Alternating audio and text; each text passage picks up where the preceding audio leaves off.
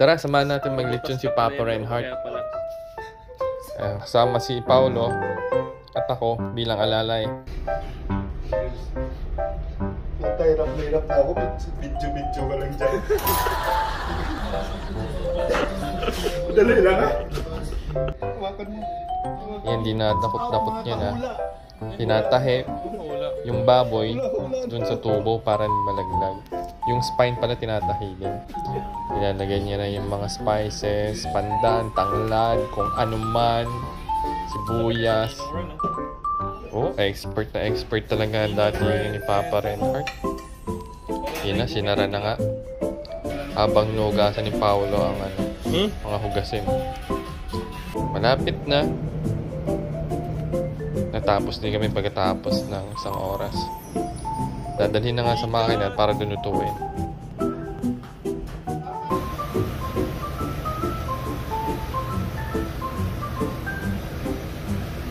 Talaga sinidong rin.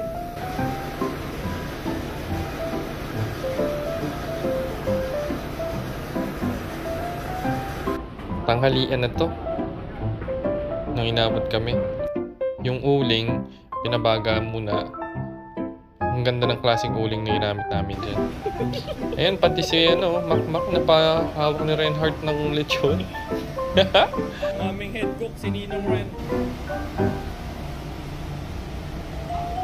Ayan na, naging crispy na pagkatapos ng 4 na oras na nakababad sa uling. Lutong! Uwi ka pa ba niyan? Happy New Year, guys!